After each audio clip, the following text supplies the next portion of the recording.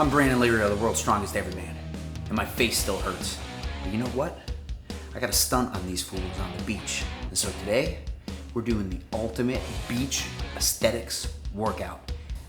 Now remember, since we're going for the ultimate beach workout, right? A pump is really what we're going for.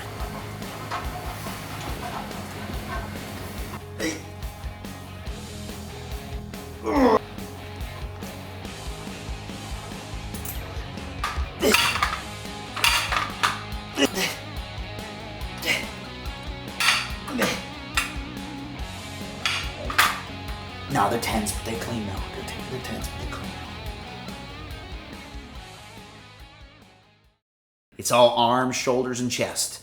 Forget your legs, forget your back, and at this point, Hot Girl Summer is already kicked off, so there ain't a damn thing you can do about those abs. But I'm trying to look like Johnny Bravo minus the height. So today, it's all glamour muscles, baby. Let's get that pump. All right, next up, we're gonna do our chest flies. Here's the thing about chest flies. Every time I see somebody do pec deck flies, their main problem is that they're trying to touch their knuckles together. And as soon as you bring the hands in like this and touch the knuckles, you can literally put your hand without any weight when you pull your hand like this, and you'll feel the engagement of the front deltoid. Whereas if I keep it to the point where I'm coming in with my elbows up and I touch this bottom portion of the heel of my hand on my thumb together, when I'm pressing it together, you can feel the contraction shift from the front delt to all the way down the sternum in terms of where the pec meets the sternum. So if you're really looking for that sick pump in terms of trying to get your chest flies on a pec deck, watch my hand variation on this one. I promise you, you'll feel it more. All right, so I'll grip these handles. And when I come in with this is how normal people will do it, right? Put your hands together like this.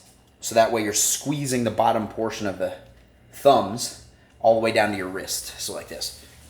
And you could literally watch my pecs have better contraction that way. Now remember, since we're going for the ultimate beach workout, right? A pump is really what we're going for. Now, you're still gonna have some level of muscle growth and hypertrophy through this, but the main thing you wanna do is get the maximum amount of glycogen, salt, water, and blood into those sections that you wanna pop on the beach. So we're gonna go with high reps here, anywhere from 20 to 30 reps, really get the blood going.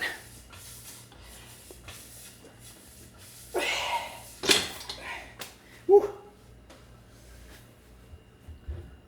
What? Another thing I notice when people do this exercise is they'll touch their chest or their chin to their chest and kind of pull their shoulder blades off the bench so it'll look like this.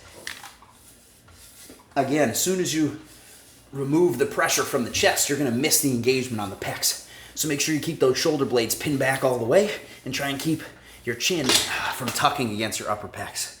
Ooh, got that sick pump ready. Let's go. First exercise is obviously gonna be an arm exercise.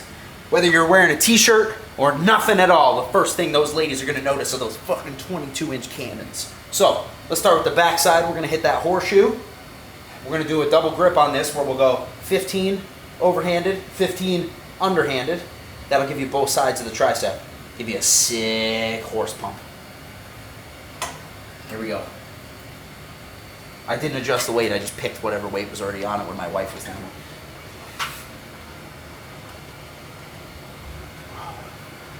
Now if you notice, from elbow to my shoulder never shifts. Too many people I see like pull it up like this, where their elbow will shift and let their front delt and the stabilizing muscles of the arm take over. You want to pressurize the tricep heads. Take it all the way from here to here, pin it, and then let the triceps only do the exercise, and your forearm is going to swing like a pendulum. That'll keep the pressure on the tricep heads instead of allow for the stabilizers and even the core to kick in as you're trying to get that bar into place, right? So even when I'm doing backwards here,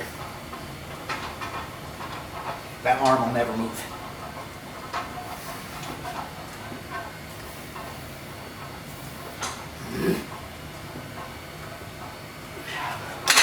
Woo! Those backwards ones hurts way worse, way worse. Switch the other side. Good grip, good grip. Woo! 13. Look out, ladies. Ooh. Or dudes. I don't know. I'm gonna get it for this one, right? The workout zealots have said for years that hammer curls are better for the bicep peak than any other curl variation. I don't necessarily believe that. However, unless you're doing pronated to supinated curls every single rep, I find, especially when you're trying to overload but still keep the repetitions high, most people can reduce the stress on the tendon that connects to the bicep, as well as engage relatively evenly both heads of the bicep by keeping a hammer curl with constant tension, meaning that I'm not working against gravity trying to pull it up like that where I'm kipping it up where I would do with dumbbells. The way that the pulley system works on cable machines, I have to keep constant tension on the biceps because of the pulley system. So I'm using our pulley system in the cable bicep curls, keeping it at a hammer, and then when I get to the top, I'm gonna switch it almost to a supinated grip by separating the palms. That way I can hit both heads, super high reps, and I reduce the stress on the bicep tendon, how it's connected to the elbow on purpose because I'm working at such high repetitions to try and get a great pump. So arms all day, baby.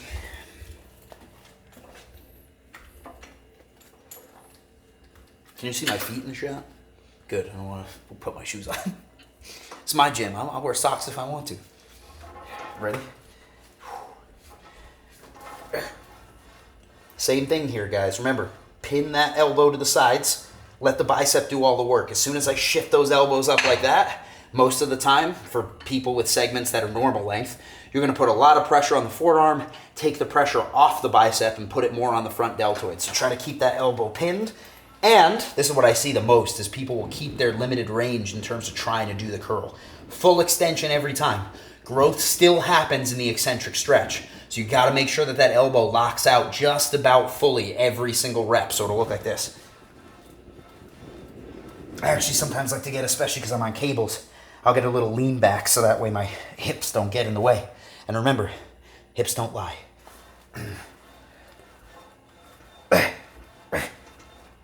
Yeah, that's good. Again, I didn't adjust the weight. I just left it for whatever was there. Super Saiyan real quick. Because I'm kind of strong. Hey. That was somewhere between 10 and 1,000. Woo! Dude, it's so hot down here in the summertime. But it's a really good thing that I really enjoy these fucking waters. This Nirvana water is so good. And I got that fridge that keeps it so cold. And ever since we got back from the Arnold, I'm training super hard. And it really does help with my recovery. Like, I really like it. So, shout out to Nirvana Water Sciences. It feels super. I got that signed by Jay Cutler at his show in Massachusetts on my way to Germany. So that was in like 2012, I think. Since then, I've seen him twice. We met for dinner at the Arnold. Like, it's weird how this bodybuilding stuff kind of takes you in weird directions. But, Jay, you're still the man, bro. All right, next up. This is a superset I like to do. Now, your head of your pec is split into two. You have your sternocostal head, which is obviously the part that attaches to the sternum, also known as your pectoralis major. Then you have your pectoralis minor, or your clavicular head, because it attaches to the clavicle, that you want to hit both. Now, realistically, that pectoralis minor is not going to get a ton of work here, but it will when I do my pronated grip, because I'm going to lean into it a little more, almost like an anti-gravity press for shoulders. That'll hit the upper pec a little more. I'm going to hit the pectoralis major when I go into the superset, which is in our supinated grip, and it's going to hit it right along the bottom. And again, we're going for that aesthetic pump, right? So you get a really full pump all the way through the bottom of the pec, which will give it a hang. And I've always said to people, my main thing in life is to make all dudes need an A-cup sports bra. So, fuck it, let's go C-cup on this. So, I'm going to start with my pronated grip. It would help if I actually changed the weight, though. These aren't even the same weight on either side. You want to go with a moderate weight. That way you can get the superset in where you want 10 to 12 reps on each exercise, no break in between. So I always tell people to use these handles and keep them on a short leash, so that way you can switch the grip while you're in the middle of the repetition if you needed to, right? If you're coming close to failure. So we go standard grip, lean a little forward.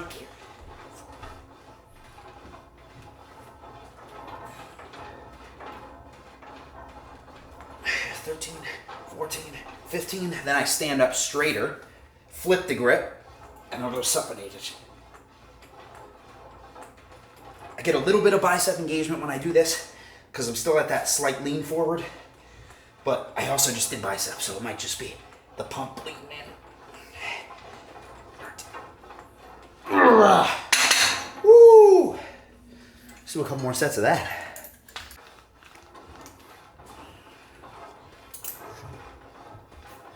Here we go. Switch. That time frame between those exercises is super key. Too many people take too much time, their buddy will come over, they'll stop and then go right back to the other set. You gotta keep it constant. Tell them to wait for you. Or if your song in your headphones, Aqua by Barbie Girl by Aqua, switches to a different track and all of a sudden Britney Spears comes on, or, Backstreet Boys, maybe just tough it out. The pump is more important than the music. Woo! Last but not least, you gotta work on those pumpkins, right? Even when we talk about aesthetic bodybuilding, the top of the V-taper is always the most important thing to really cap off the upper body. So we're gonna hit all of our heads of the deltoid. Just like any other muscle, they got multiple heads. So I got my medial head of my deltoid, which is the one that's right down the middle. I got my front delt, or my anterior, and then my posterior, which is in the back, my rear delt. Usually, people will get the feeling when they do their side raises or their front raises, which I like to do in a neutral grip, thumbs up. When I hit those, you'll get a great engagement. Where most people fail and where they feel like they don't actually hit the rear delt the way they want to is because their hand placement. For me, I notice that people have this scapular engagement in terms of the scapula of the back or on the back, which is your shoulder bone. You kind of see it moving back and forth. When you go neutral grip with that, people will just pull into their scapula and sort of engage the bottom portion of their traps. So what I like to do is, especially when I'm isolating the rear delts, is I go into a pronated grip so that the palms are facing my knees, and I raise them out to the side so that way the rear delt has to take the majority of the brunt of the weight. So I'm going to do this in a superset where I'll do my front raises first, thumbs toward the sky. It's going to be in our neutral grip. I'll do a standard pronated grip side raises, then we'll bend over and do our rear delt raises, and I'll do it in the grip that I showed and told you about, so that way you can kind of see the difference in engagement. And what I'll do is I'll hit a couple reps the way I see people do it in the gym, and then I'll hit a couple reps the way I like to tell my clients to do it. That way you guys can see the engagement difference. So let's set this weight and get it going. So we're going to start with our neutral grip front raises. So we'll come up just like this. Another thing that I like to tell people in terms of this foot placement, and you've seen me do it when I've done shoulder presses before too. I don't like to keep it in this locked out position right here side by side. I'll put one foot backward like this so I can use it as a load bearing leg, because most people, if you look at their torso when they go to lift these up, will start going like this.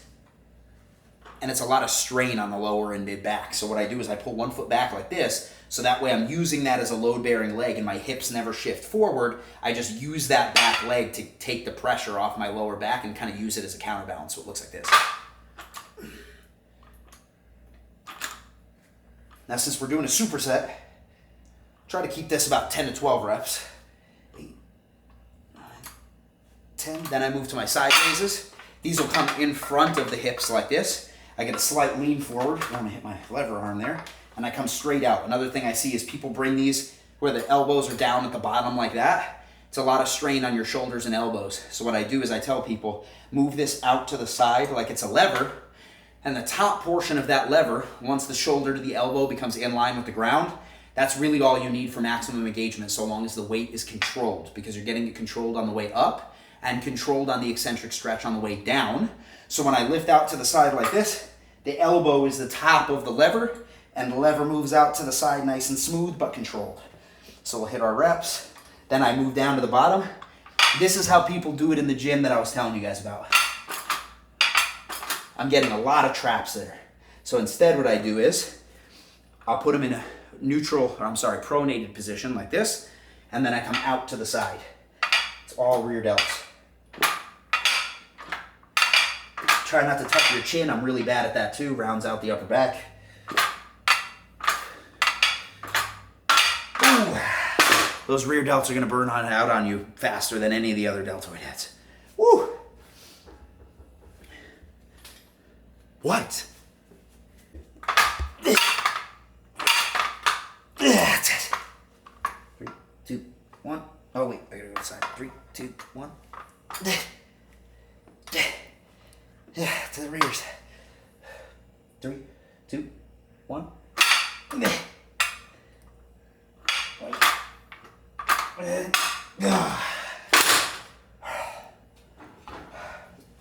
So, today we did our beach pump. It's all chest, shoulders, biceps, triceps, and ego. So, if you're looking for the ultimate aesthetic pump this summer, be sure to like, subscribe, and comment below, because I can promise you, ain't nobody gonna overlook these 22s. No, they're 10s, but they clean now. They're 10s, but they clean now. No, I'm gonna pass up.